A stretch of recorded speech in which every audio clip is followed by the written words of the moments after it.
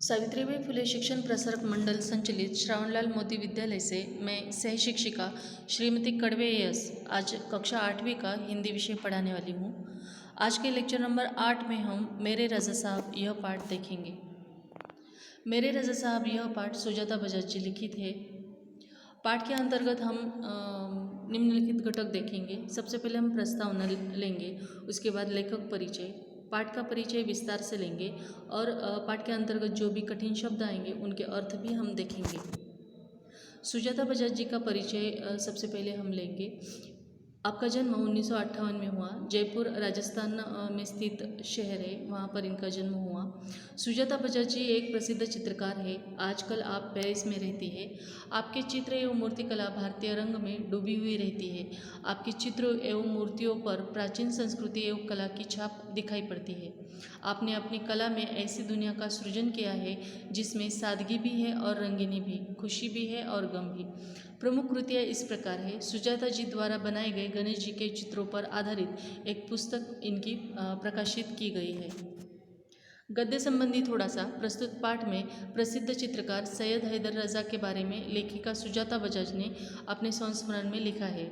यहाँ रज़ा साहब के सर्वधर्म समभाव, मानव मात्र से प्रेम, युवा कलाकारों को प्रोत्साहन, उनकी जिज्ञासा वृत्ति, कृतियों के प्रति लगाव आदि गुणों को दर्शाया है। इस पाठ में एक सच्चे कलाकार के दर्शन हमें होते हैं।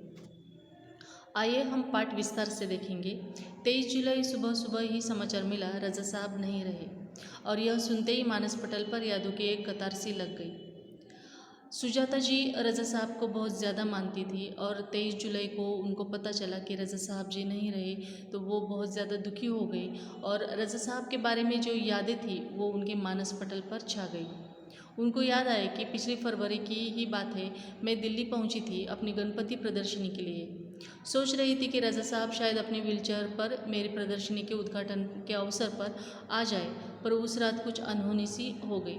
अब सुजाता जी को लग रहा था कि दिल्ली में जो उनकी गणपति प्रदर्शनी भरने वाली थी वहाँ पर रज़ा साहब ज़रूर आएंगे। वो चलने की हालत में नहीं है, लेकिन फिर भी व्हीलचेयर पर बैठकर क्यों ना हो, लेकिन वो आएंगे। लेकिन उसी रात सुजाता जी को एक सपना आया और सपने में उनसे रज़ा साहब जी मिले। उन दोनों ने काफ़ी सारी बातें की। रज़ा साहब ने उनको बहुत सारी शुभकामनाएं दी उनकी प्रदर्शनी के लिए और कहा कि एक बार मुझसे मिलने आ जाना क्योंकि मैं अब जाने वाला हूँ। दूसरे दिन सुजाता जी जैसे ही नींद से उठी उनको यह बहुत अचरज हुआ इस सपने को देखकर और वो सुबह ही रज़ा साहब से मिलने अस्पताल चली गई। अस्पताल में जब उन्होंने रज़ा साहब को देखा तो रज़ा साहब जी शून्य की भांति लेटे हुए थे। उनमें कोई हलचल नहीं थी, सिर्फ सांस चल रही थी। सुजाता जी उनसे कुछ ज़्यादा कह नहीं पाई, बोल नहीं पाई और वो अलविदा कहकर वहाँ से चली गई। रज़ा साहब अपने धर्म के साथ साथ उतने ही हिंदू और ईसाई भी थे। उनके स्टूडियो में गणपति की क्रॉस की मूर्तियाँ थी, बाइबल था, गीता की पुस्तक थी, कुरान थी और अपनी माँ का एक फ़ोटो उन्होंने अपने स्टूडियो में लगाया हुआ था। गांधी जी की आत्मकथा भी उनके पास थी। इन सब से ये पता चलता है कि रज़ा साहब जी बहुत ज़्यादा धर्मनिरपेक्ष थे, सभी धर्मों को मानने वाले थे, सभी धर्मों का वो आदर किया करते थे। उनके स्टूडियो में इसके साथ मोगरे की कुछ सूखे फूल भी थे जो उन्होंने भारत से लाए हुए थे। वे गणेश की मूर्ति की पूजा किया करते थे और हर रविवार को चर्च भी जाया करते थे। एक दिन जहांगीर आर्ट गैलरी में प्रदर्शनी देखते हुए किसी ने कहा, अरे यह तो एस.एच. रज़ा साहब है।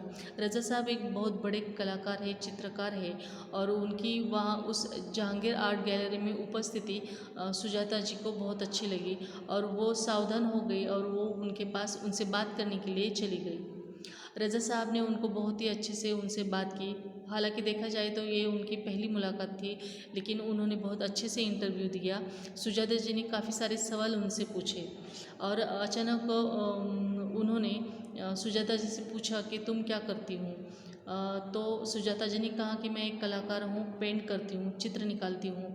तो वे कहने लगे चलो फिर तुम्हारा काम देख आते हैं। इतने वो सीधे सादे स्वभाव के थे और एक नए कलाकार की कला को वो बहुत ज़्यादा अप्रिशिएट भी किया करते थे।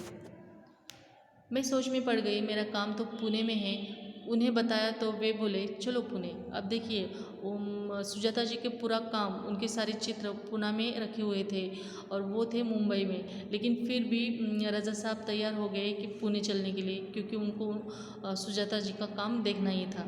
ताज होटल के सामने से हमने टैक्सी ली और सीधे पुणे पहुँचे। उन्होंने मेरा काम देखा और फिर कहा आपको पेरिस आना है, आपका भविष्य बहुत उज्जवल है। और जब वो पुणे पहुँचे, पुणे में सारे चित्र देखे सुजाता जी के उन्होंने, तब रज़ा साहब को पता चला कि हाँ सुजाता जी एक बेहतरीन कलाकार है, आर्टिस्ट है और उनको पेरिस आना चाहिए, ऐसा उन्होंने कहा। क्योंकि उन चित्रों को देखकर सुजाता जी का भविष्य उनको बहुत ज़्यादा उज्जवल लगा था। छोटी से छोटी बात भी उनके लिए महत्वपूर्ण हुआ करती थी। बड़ी तन्मयता और लगन के साथ करते थे सब कुछ। जब भी उनकी कोई पेंटिंग बिकती तो वो उसकी पैकिंग खुद किया करते थे। उनको उसमें रुचि थी। कोई और इस काम में उनकी मदद करे ये उनको बिल्कुल भी पसंद नहीं आता था। वो किसी को हाथ भी नहीं लगाने देते थे। बड़े करीने से, बहुत बड़े ही अच्छे तरीके से, धैर्य से वो उस पेंटिंग की पैकिंग किया करते थे। जैसे किसी लड़की को ससुराल भेजा जाता है संभाल कर, उसी तरह से वे अपनी पेंटिंग को भेजा करते थे। जब वे किसी को पत्र लिखते थे तो कुछ और लिखते तो मत पूछे, हर शब्द हर पंक्ति को वो नाप तोल कर लिखा करते थे। फूल भी उन्हें बहुत प्यारे लगते थे। मुझे याद है 22 अक्टूबर 1988 को मैं लंदन के पेरिस के गार्दिनो स्टेशन पर ट्रेन से पहुंची थी। रज़ा साहब स्टेशन पर मेरा इंतज़ार कर रहे थे। ट्रेन लेट थी पर वे नहीं वही डटे रहे। मुझे मेरे हॉस्टल के कमरे में छोड़कर ही वे गए। अब देखिए उस समय सुजाता जी एक नई कलाकार थी, पेरिस गई थी और पेरिस में रज़ा साहब उनको स्टेशन पर जब लेने के लिए गए तो गाड़ी उनकी लेट थी, ट्रेन लेट थी, लेकिन फिर भी वो वहाँ से हिले नहीं। एक नई बच्ची इतनी दूर से आ रही है और उसे वो ऐसे ही नहीं छोड़ सकते थे और इसलिए उन्होंने इंतज़ार किया। फिर वो सुजाता जी को उनके हॉस्टल के कमरे में छोड़ा और फिर वो वहाँ से निकल गए। एक बेटी की तरह वो सुजाता जी का ख्याल रखते थे। एक दिन मैं बीमार होकर अपने कमरे में पड़ी थी। रात 11 बजे रज़ा साहब मेरे लिए दवा, भारतीय रेस्टोरेंट से खाना पैक करवा कर घर पहुँचे। मेरे घर वालों को फ़ोन करके कहा कि आप लोग चिंता न करें, मैं हूँ पेरिस में सुजाता की चिंता करने के लिए। एक बेटी की तरह वो सुजाता जी का ख्याल रखते थे और जब सुजाता जी बीमार थी तब उनके लिए दवाइयाँ और भारतीय खाना भी उन्होंने उनके लिए लाकर दिया। एक पिता की तरह वो उनकी देखभाल करते थे। हर बार जब मैं या रज़ा साहब पेंटिंग पूरी करते तो सबसे पहले एक दूसरे को दिखाते थे। दोनों एक दूसरे के ईमानदार समालोचक थे। समालोचक मतलब एक दूसरे के गुण दोषों को। अब देखिए सुजाता जी और रज़ा साहब दोनों चित्रकार थे। वो अपनी पहली पेंटिंग जब भी वो नई पेंटिंग बनाते एक दूसरे को दिखाते थे ताकि वो उसका अच्छा समालोचन कर सके, मतलब उसके गुण दोष सही तरीके से बता सके।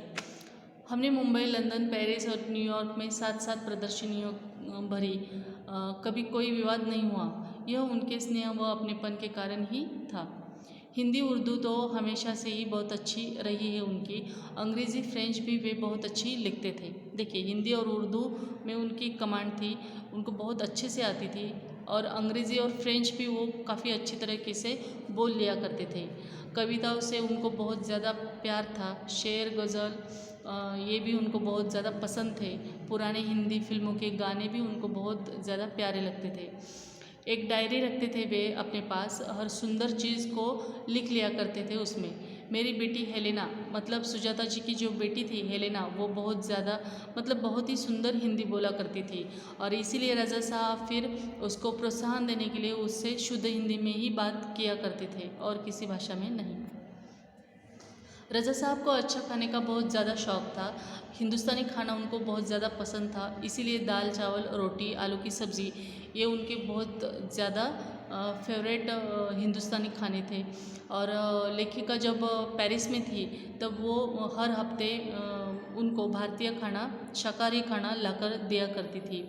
और उनके फ्रांसीसी जो दोस्त थे रज़ा साहब के, वो सब मिलकर वो खाना बहुत चाव से खाया करते थे।